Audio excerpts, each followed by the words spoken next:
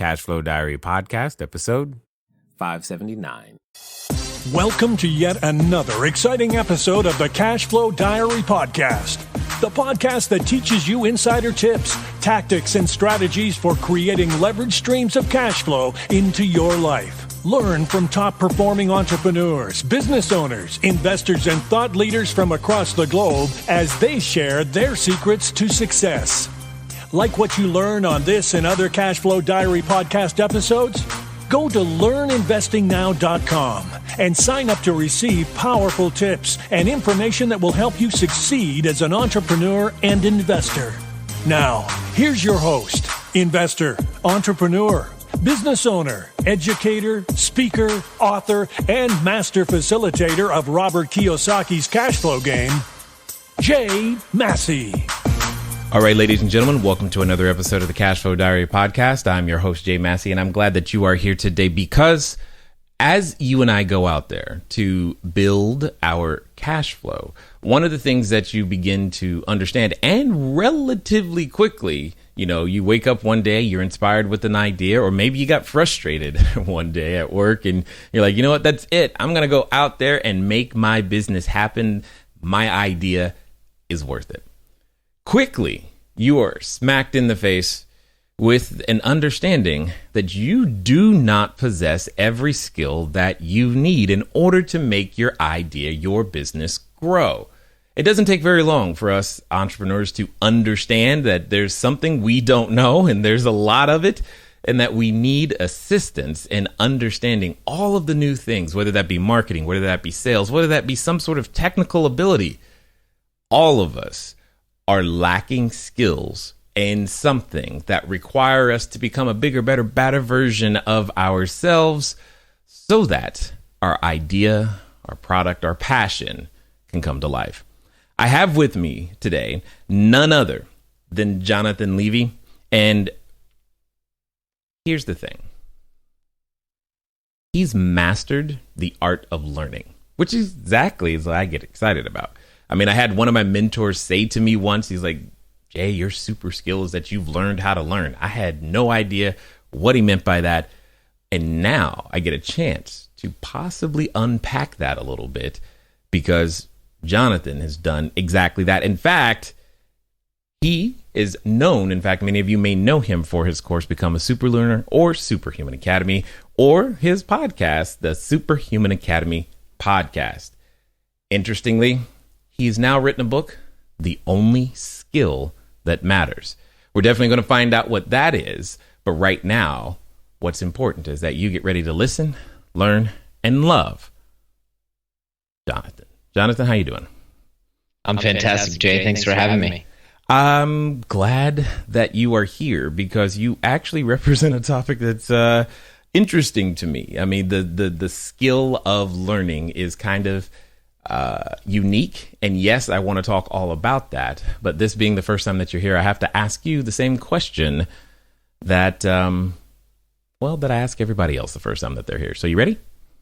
Yeah, absolutely. All right. I tend to look at today's entrepreneurs a lot like yesterday's superheroes, like Black Widow, Hulk, Wolverine, etc. Because I think entrepreneurs and superheroes have a ton of things in common. For example, as a superhero, I can imagine myself, flying around town, using my powers, saving our customers one sale at a time. But also, superheroes have a beginning. If you think about Spider-Man, for example, there was a time where he was just a kid going to school, doing his thing, not paying much attention to anybody other than Mary Jane, taking some photos. Then one day he gets bit by a spider, discovers, oh my goodness, I have a superhuman ability. And now he has to choose. Do I use this for good or for evil? So my question to you is as follows. Before Superhuman Academy, before your podcast, before becoming a super learner, before understanding that you had this special skill, and even before all of your books, including The Only Skill That Matters, what we want to know is, who is Jonathan Levi? Yeah, that's a great question. So Jonathan Levi is a kid who grew up in Silicon Valley and always was meant to be an entrepreneur, although I think he didn't realize it at first. a kid who was bright but struggled to learn the way that other people seemed to learn in the classroom or outside of the classroom. And just someone who's passionate about building things, honestly. Recently, I've been working with a coach to just rediscover my own passion in my own business, because I think, as you know, Jay, it's a lot more fun to start businesses than grow them or manage them for those of us who are entrepreneurs and quick starts. And I've really started to identify with this title of the fact that I'm a maker, I'm a creator, I'm someone who loves to build stuff and solve problems. And fortunately for me, my whole business is around solving people's problems and helping them get to that next level, as I'm sure you can relate to as well. So, I'm an eclectic, I'm a weirdo, I'm a 8 quick start on the Kolbe scale, which I imagine most of your audience is around there as well. And I'm just a passionate learner as well. I'm someone who really believes that learning is the most important thing a human being can do. And I try to live that every single day. And I'm also a dedicated husband and son. I like it. Yes. It's funny that you mention the Kolbe because in my head, I when I first took that, I was like, oh, cool, I got a 10. What does that mean? And it told you, congratulations, you got a perfect score on the Kolbe, right? Right. That's kind of what it is. So I often take our staff through that process to help them understand that this is just how I function. And you guys are here to balance the rest of this crazy, because I will create a mess and start 12 things at once, because that's just how I'm built, and it's fun that way. But you said something that I want to unpack and understand a little bit. You said you struggled to learn the way other people seem to learn. What do you mean by that? Yeah, well, I think I knew, and my parents knew, that I was a fairly bright kid. I mean, I grew up speaking 2 languages, and I could hold a conversation, and I had hobbies and stuff. But when it came to the classroom, I struggled a lot. One of my first memories from school was learning to read the hands on a clock, and all the other kids got it, and I had to go in at lunch and at recess because I just couldn't, it wasn't clicking for me. And that kind of continued with a ton of other skills in school. I couldn't pay attention in class, and I couldn't learn the way that I was expected to learn sitting still in a classroom and being talked at. So, the only way I got through high school and university was I had to be medicated just to sit through the curriculum. And I came to learn eventually, thank goodness, that the problem isn't me. The problem is the way that we learn. No one learns effectively. Some people can cope better than I can, certainly, but no one learns effectively being talked at or reading boring textbooks. We learn effectively by training our minds and actually learning how to use them properly. Got it. Now, and just so that I make sure I heard that correctly, you said you had to be medicated? What do you mean by that? Yeah, I was on prescription ADD medication for most of my young life. Again, just to be able to sit through class, just to be able to keep up. And it didn't help me with my memory, as anyone who has taken these drugs will tell you. It doesn't make you smarter. It just allows you to kind of sit still and pay attention, and it gets rid of some of that 8 quick start. But, the sin of it was that I still forgot everything the minute I left the exam room, like everyone does, every student out there does. I got really lucky. When I got accepted to business school, I knew that my old trick of just taking a whole bunch of medication and catching up with what everyone else had been able to understand in class, I knew that wasn't going to work, because I had to network and build relationships and go to all kinds of events. And along about that time, I was doing an internship before I actually started business school, because I went to a condensed program that wouldn't have me do an internship, so I figured I'd make my own. And I went and worked in a VC firm, and I got really lucky. I encountered someone who, he and his wife had developed a methodology for speed reading and memory and accelerated learning, and they'd been teaching it to kids with learning disabilities, like ADD. That was a total shut up and take my money moment. I was like, whatever it costs, I'll come to you, you come to me, but teach me how to do this, because it was the first time. You talked about superheroes, Jay. It was the first time I'd ever met a human being who had a real life superpower. Like, I've always been, like yourself, I've always been obsessed with this idea of superpowers. And, I thought it was so cool that Superman had super strength. And when I was 5 years old, I spent like hours sitting there trying to develop telekinesis. Told you I was a pretty weird kid. But this was the first time I actually discovered a real human who had a superpower. And it was that they could leap tall bounds of books in a single sitting and memorize just massive amounts of information. Now, back then I had not been exposed to the World Memory Championships or any of the Guinness World Record holders that I now know as friends. I thought it was just so amazing. I was like, this guy can memorize 50 people's names just by hearing them once. And it was like mind-blowing to me. And it took me down this path. It also introduced me to a lot of mysticism and meditation and things like that, because I started wondering, like, okay, if there are real world superpowers out there, what else can this crazy thing called the human brain do? And that's part of what sent me down this journey of my podcast, Superhuman Academy, was I wanted to figure out how many more real life superhumans are out there, and if I could learn to do what they do. Now, since then, I've had the opportunity to meet people and interview people like Wim Hof, who's done crazy superhuman stuff, Dean Karnazes. I mean, again, real life superhumans.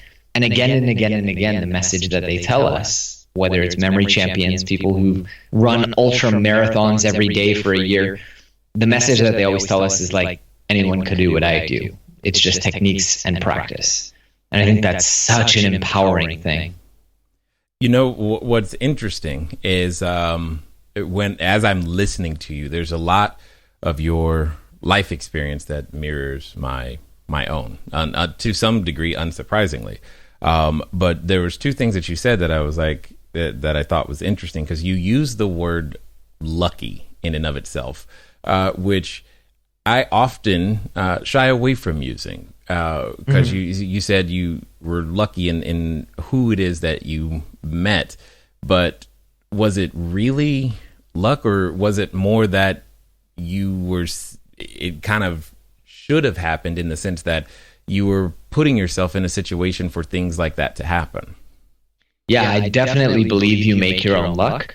But I did a podcast interview yesterday where we went on this huge tangent about just privilege, right? Like, it's very easy for me to say you make your own luck because I was born a man in a Western country. My skin is white. I'm heterosexual. Like, I'm playing life on easy mode. So I always try to honor the role of luck, call it what you want to call it, right? Luck, privilege, blessings. I have all of them in spades.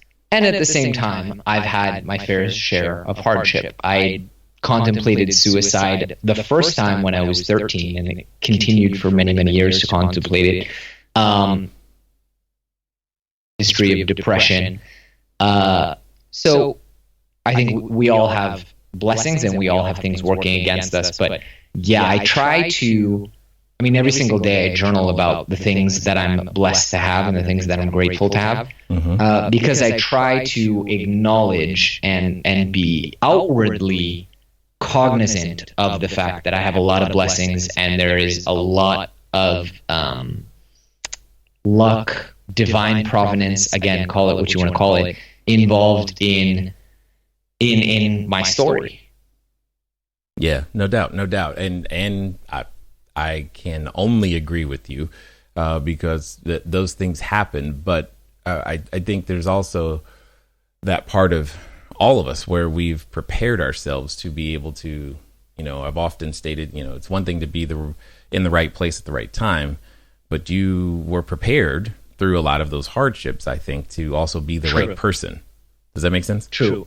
Yeah, absolutely. And, I'm a big believer in the law of attraction and everything, and that you can will things into your life. But, as the saying goes, the law of attraction only works when you implement the law of action first. It's like you can conjure things, people, mentors, ideas, resources, money, all these things you can conjure into your life, but it's not going to happen sitting on the couch, right? I'll give you a perfect example, which also has to do with learning, right? I was single for 9 years, and part of that was because I was in a pretty unhealthy relationship prior to that, and it left some scars and wounds that I think I didn't realize how serious they were. But eventually I turned 30 years old and I said, enough. Like, I want to be a dad. I want to be a husband. I want to have love in my life. And so I decided to make a change beyond scrolling through Tinder. And, as my buddy Joe Polish always says, that the time to stop working is when working stops working. It's like whatever I was working at, whether it was, Tinder, going to bars, like none of that was working. So I decided to treat it as a learning challenge, right? So I implemented the law of attraction, and I journaled about the woman that I wanted to find, and I did a vision board, and I did all that other stuff. But I also implemented the law of action, and I started doing a lot of self-work and going to coaches and counselors and learning about, what it takes to be in a healthy relationship, and learning about what it takes to attract a healthy relationship. And at the end of, I think it must have been about 6 months, I met my now wife. And it ultimately came, when I say learning is the only skill that matters, I mean it. Like, there are very few things in this world that I believe you can't achieve through learning. Dunking a basketball might be one of them if you're like me and you're 5'9" on your best day. But the rest of them, whether you want to start a business, whether you want to expand your business into new segments, whether you want to get that next job, that next promotion, get accepted to that great school, create a family, be a great dad. I mean, I could just go on and on and on, play musical instruments, pick up a new hobby or language, heal past traumas. Mm-hmm. I view it all as learning. And I've proven this to myself time and time again. A year ago, I knew nothing about real estate investment. It was this big, scary thing that I knew I should be doing, yet I didn't know. In a couple of weeks, knock on wood, I'm currently in escrow on a $3 million commercial property. Awesome. Pretty good, pretty good for 1 year of learning and leveraging. And so, I have a belief that whatever challenge you're facing in life, the difference between excitement and anxiety is just knowledge. I like how you said that for sure. My friends, associates, especially my wife, make fun of me because they're like, anytime like I encounter something that I don't know, they're like, we know that if we just give you like 3 days or something, you're gonna go study it, come back and be like the master and start teaching it. And they make fun. I'm like, what are you talking about? I don't understand. But like you, I like learning, so it's a very attractive thing. And by the way, dunking a basketball is absolutely fun. And I know that might not be an experience you've yet had, but it is fun. I'm telling you, there's nothing like it. But do you think if you can tell me I can learn it? I've been saying that for years. Like, it's a funny joke we use in our marketing materials. Like, we'll teach you how to learn anything except dunking and basketball. But if you tell me there's a possibility, Jay, I might come out there, man, and train with you, and I'll prove that you literally can learn anything. Yeah, well, you can. And the question really becomes if Spud Webb, one of the shortest individuals in the NBA ever, to play, could figure it out, so can you. It can be done. However, you make a point. Is it worth the time, the effort, the energy? I don't know. That's a whole nother story. But yes, it can be done. It has been done. That's a non-issue. But what I'm interested in, though, is that there had to be this time. I want to know about it's what I like to call that superhero moment, that awakening, that moment at which you realize I have a superpower and I should share it with other people, because for many who are listening, they feel like they have something special. They want to, they think other people will benefit from it, but they don't necessarily take that extra step to begin sharing it. And you did. I want to hear about what was that transformation like, and decision like, and like the first time you hit publish on that course where you're like, oh boy. Yeah, it's actually a really funny story. And I kind of believe, like, we're marketers and we're entrepreneurs, and everyone has their kind of hero's journey, right? And so we go back and we arrange. It's kind of like Steve Jobs said, you can only arrange the points looking backwards. So we go back and we arrange the story, and we pull out these key moments that were like, in my book, I talk about the moment where the principal came into the classroom, and it's a true story, and just scoffed at me, because I was trying to learn something during silent sustained reading. And he was like, you're never going to be able to learn that. You're the dumbest kid in the class, in not so many words. But in reality, I think, like, it's never one moment, right? It's a series of moments that culminate in that big moment. And so my moments were obviously struggling a lot throughout my academic career, whether it was before medication, after medication, even on medication. I had to change my major 3 times at Berkeley because I couldn't keep up with the workload. I couldn't keep up with the workload in anthropology. Like, what does that say, right, about my academic skills at the time? But one of the big moments, a couple of the big moments were in business school. I had a lot of these very funny encounters where, we'd be in a group and they'd pass out the case study, and we'd all be like, all right, let's spend 20 minutes reading it. And then I'd read it because I'd been trained in speed reading, and I'd close the page and people would be like, come on, man, read the case. And I'm like, I read the case. Or there was an exam where I left an hour before the deadline.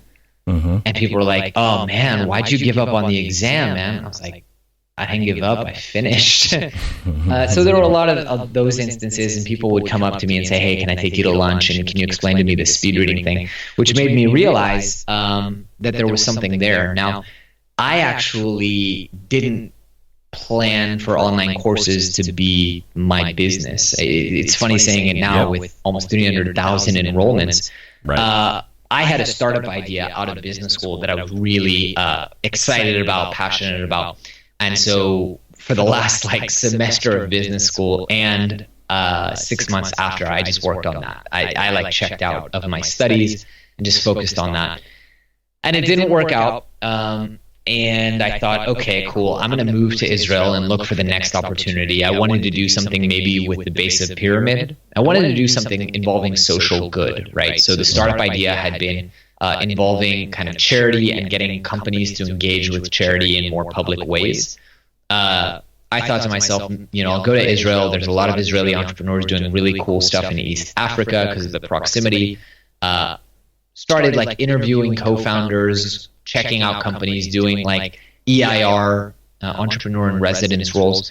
And I thought to myself, when I moved here, I kind of calculated, what do I need to live? I'd sold a business before, so I had money coming in every month from that. And I had a house that I bought and ended up not living in because I didn't get into Stanford MBA, which turned out to be a blessing in disguise.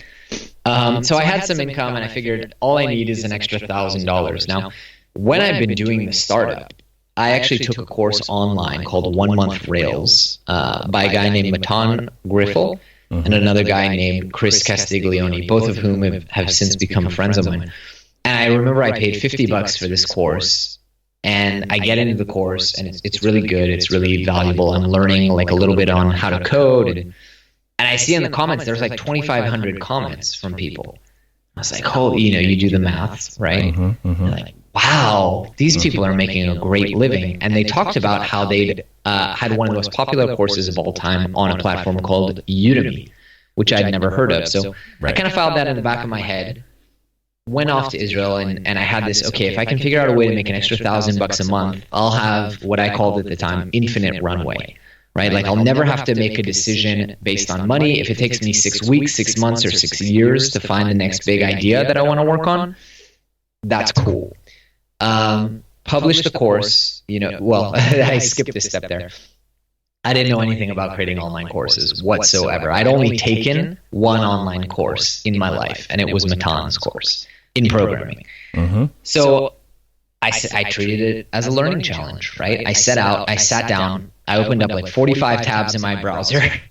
I spent a weekend and I just read okay, how do you design courses? How do you design learning material? What makes good courses? How do you win in these marketplace websites and get your stuff to the top?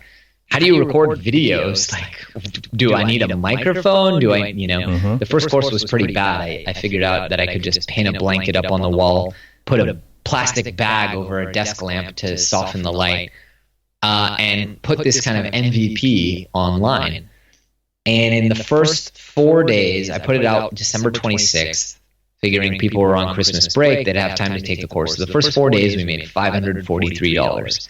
I was like, that's pretty solid. That's really good. So I decided I would join some of my friends from business school the next week and go on a ski trip. So I didn't check for about a week. I come back, and we'd already made, in the first week of January, about $1,200. And I was like, that's awesome. I hit my goal. Back to the ski slopes. And then that first month we made $2,500. And then I say we as if there was a we. At the time it was just me. This was before I even hired an assistant. Right. And then after that it became 5 a month and 10 a month, and then it went gangbusters. And so slowly but surely I decided to make this a full-time business. I released another course that did really well, decided it would be really cool to do a podcast and get to learn from other people and interview people. And it's just been this gradual progression up until the point where now I think we're 10 people full-time, about 8 people part-time and freelancer, and 280-something customers, 280-something thousand customers worldwide. So kind of a crazy journey. No doubt. What it comes down to is you go as far as you can see, and when you get there, you see further. And you've done that expertly, which is great. Now, one of the things that I want to understand, I guess, is your book, The Only Skill That Matters. Listening to you, in my head, it comes up as, okay, learning is the only skill that matters. Is that it? And if so, why do you say so? Yeah, I certainly believe it is the only skill that matters because it's the meta skill. There are a lot of skills that matter to be a functioning member of our society today. But you can't acquire any of them if you don't know how to learn effectively. True. And I would argue many of us learn today despite ourselves and despite the way we were taught or not taught to learn. Learning is this boring, scary, challenging thing for most people, and it doesn't have to be. When you discover how the world's most proficient learners learn, and I'm not talking about, fluffy mindset adjustments, although there are a lot of mindset adjustments to improving your learning. I'm talking about figuring out, okay, there are people today who can memorize a deck of cards in 13 seconds. They can memorize pi to 40,000 digits. What are those people doing? And how do I do that when I want to learn a new language or a musical instrument, or I want to memorize, all the functions in a programming language? Why don't I just do what they're doing? And it turns out, study after study has actually demonstrated that if you look at the brains of these memory experts and people who are setting world records, their brains are actually not structurally different from yours. They don't have any genetic advantage. This is unlike the Olympics, where Michael Phelps, his arms are just longer than yours, and they're disproportionately long to his body, and therefore you'll probably never be faster than Michael Phelps in a pool. Right. But with memory, it's quite the contrary. These people all have normal brains. They're just using them in a different way, and that is causing their brains to adapt in a way that anyone else can. In fact, studies have shown that after about 6 weeks of training with the very same methods that I teach in my book, you can actually rewire your brain to look like the brain and act like the brain of a memory champion, which is pretty cool. In fact, the researcher who did that research, I had him on my show, a guy named Boris Nikolai Conrad, he was so inspired by this, he actually went out and won a memory championship himself. He's like, well, if anyone can do it, I can do it. And he did. That's funny. So then here comes, I guess, the $1 million question for a lot of people listening. Are entrepreneurs who choose not to, or maybe haven't chosen to, or are you just now awakening to the idea but haven't yet done or tried to practice these things, would you consider them to be at a disadvantage in some way? Hello there, entrepreneur. This is Jay Massey, and what I want to say to you is that the number one mistake that I have ever made in business, number one, has been waiting too long to do the books, waiting too long to get the bookkeepers, the accountants, the CPAs, the CFOs involved, and I don't want you to make that same mistake. That mistake cost me over 6 figures, and now for a significant discount, you have the ability to get your books together using FreshBooks. So what I want you to do is I want you to go over to gofreshbooks.com/cashflowdiary. Again, that's gofreshbooks.com/cashflowdiary. FreshBooks is the easy to use software designed to help you, the small business owner, the freelancer, get organized and save time on invoicing, getting paid faster, keeping those books in order so that it becomes a bonus for you to do your taxes as opposed to a burden. Go over to gofreshbooks.com/cashflowdiary and get started today. And now let's get back to the rest of the story. No, I mean, I always tell people, unless you are dropped on your head, you're not at a disadvantage. And then I actually had someone join one of my webinars. He's like, I actually was dropped on my head, and I take offense. I was like, all right, let me rephrase. If you tied your shoes this morning, you're not at a disadvantage. Yeah. There's always going to be that fraction of a percent who actually has something very fundamentally wrong with their brain. But if you're listening to that podcast, that is not you, you're not at a disadvantage. That idea that, your brain becomes less plastic as you get older, it's kind of BS. I mean, sure, children learn faster, but there's research that shows that part of the reason they learn faster is because they have a lot more to learn, and everything is new and exciting to them and engaging. Right. There are example after example after example of people who learn well into old age just as proficiently. And the other thing I often think about, right, is like, okay, let's say they're at a disadvantage. Like, so what? Are you going to give up? Like, I've just told you, everyone in the audience, I can teach every single one of you how to memorize. Let's say you walk into a conference, right? I'll adapt this for your audience, Jay. They walk into a conference, right? We're all entrepreneurs. We pay to go to these expensive conferences. I spend tens of thousands of dollars a year to go to networking events. What if you walked in the room and just from the app, which you reviewed for an hour, on the flight, on the way to the conference, you'd already memorized the name and bio of every single person in the room? Do you think that would affect your bottom line, your ability to find people to joint venture with, collaborate with, sell to? Of course it would, right? Absolutely.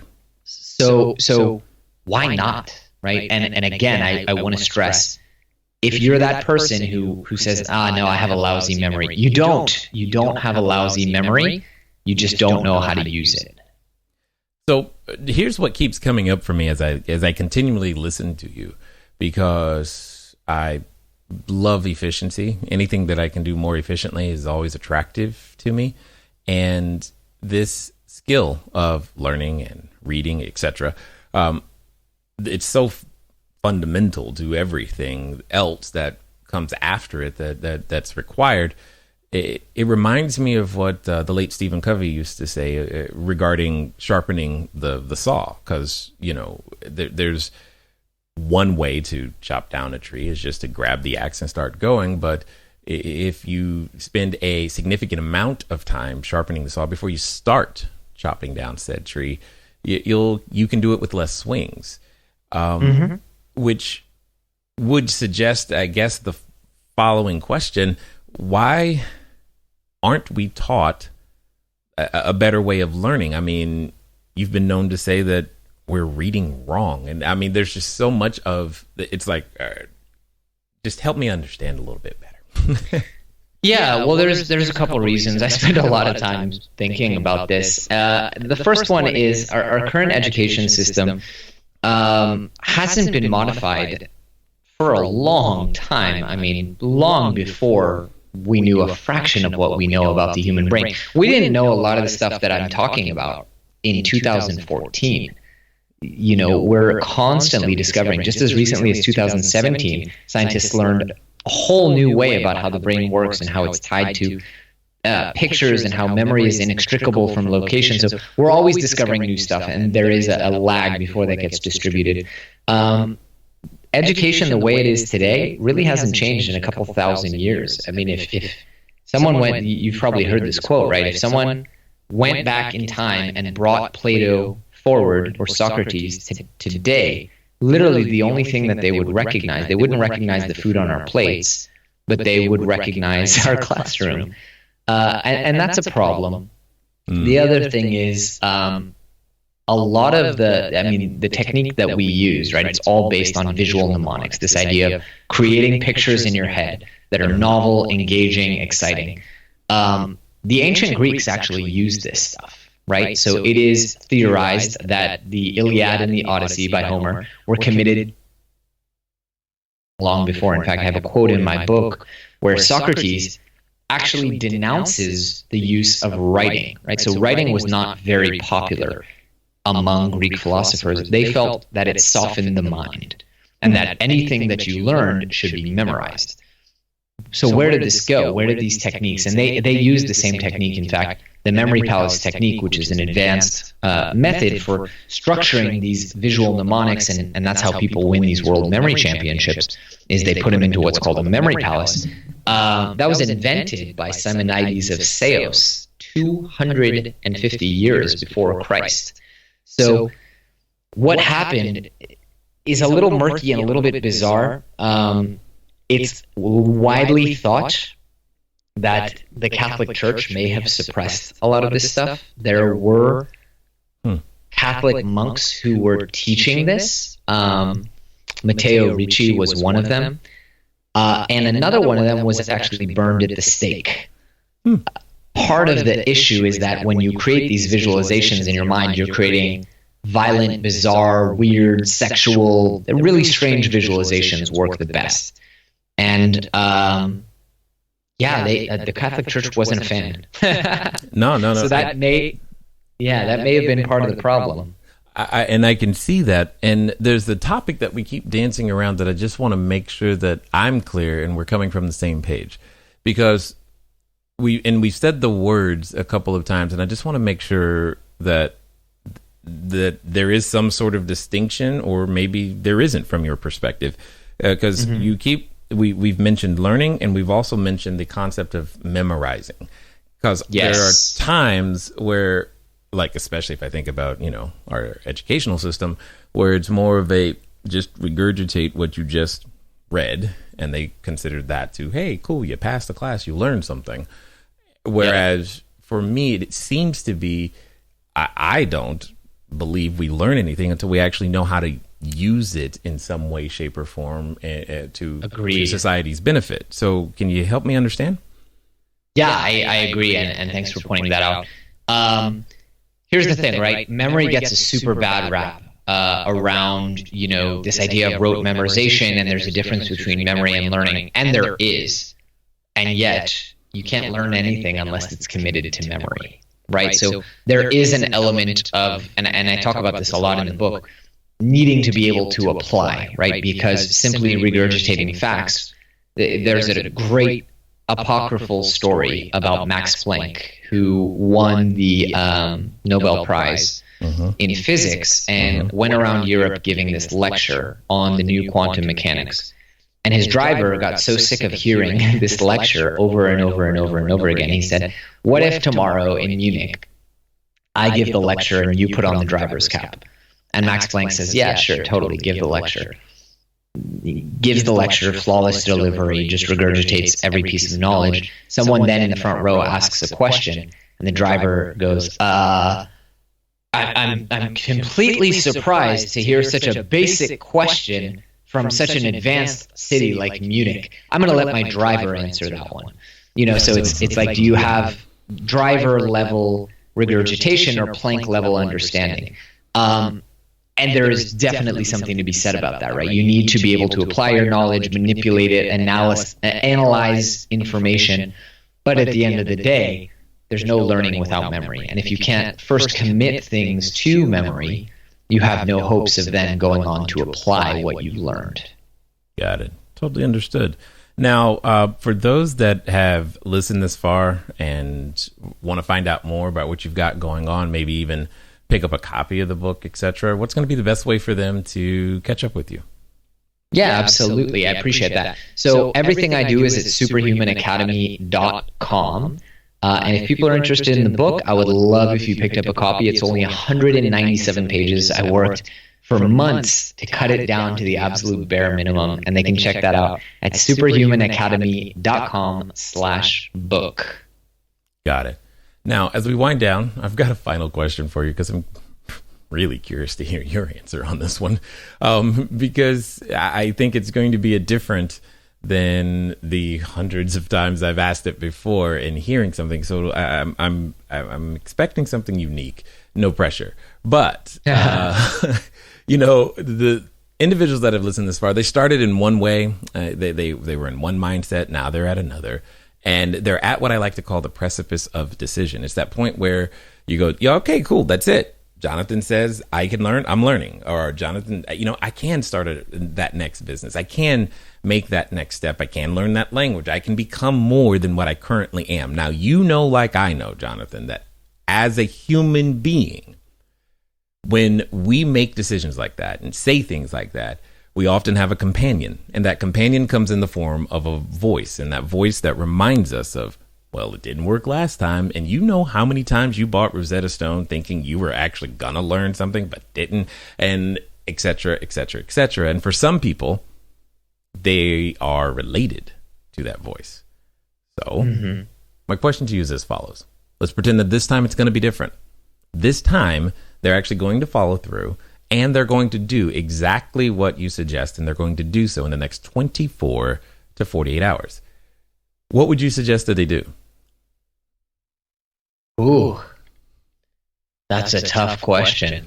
I mean, we think about this a lot, and we've spent years refining our courses to make them as sticky as possible to get people to finish, because we're competing against Facebook and Netflix, and it's not a competition you want to be in. And this is why we've started training certified coaches who will hold people accountable, because we realize some people just need someone to sit on their head and hold them accountable and set goals for them. But you know what? Why don't we make it simple? Because I believe if people experience this and they experience quick wins with this, they're going to want more. They're going to want to know what they can do. So I would love if everyone in the audience, very simply, tomorrow, in the next 24 hours, you are probably going to encounter 5 to 10 new people. You won't think that you will, but there'll be the bag boy at the supermarket, the Uber driver, the postman, whatever it is. I want you to look those people in the eye. I want you to introduce yourself, and I want you to listen to their name. When that name comes out, if it is Chris, I want you to imagine them on the cross, like Jesus. If it's Mary, I want you to imagine them holding baby Jesus, because they're the Virgin Mary. If it is Mike, I want you to imagine them on stage at Coachella singing really bad karaoke, and on and on and on. I want you to create a visualization for each one of those people. And then, before you go to bed, I'm making this super easy for you guys. Before you go to bed, set yourself a little reminder on your phone to review. And I want you to see how many of those people that you remember. Then I want you to set another reminder for a week from now, if you're still on board, and see how many of those people you remember. And if that intrigues you, and you are keen to learn how to do that exponentially more powerfully, then hit me up. I like it. I like it 100%. And I had a feeling it would be a unique answer. So that's really exciting for just everyone and what's possible, because being able to unlock that power, becoming as I often say, a bigger, better version of ourselves is part of what's necessary in order to go out there and provide value and services to the world in and of itself. I just want to say, Jonathan, I appreciate you taking the time, the dedication, and being willing to share what it is that you know, and sharing your knowledge, wisdom, and insight here with us today at the Cashflow Diary. It's my pleasure, Jay. Thanks for having me. All right, ladies and gentlemen, you know what time it is. It's time for you to move at the speed of instruction. It's very clear what to do today. Because at the end of the day, you know that you heard something that intrigued you. Not only did it intrigue you, it intrigued me, and you heard that intriguedness going on. So what does that mean? That means get over to superhumanacademy.com. That means take on the exercise right now. Because yes, you will meet the additional new people today, but most importantly, it's really cool that you can prove it to yourself. And most importantly, get to the point to where you have the skills necessary to bring your idea to life. Ladies and gentlemen, nothing changes until you do. It's been fun talking to you guys today. I look forward to talking to you soon. Until next time.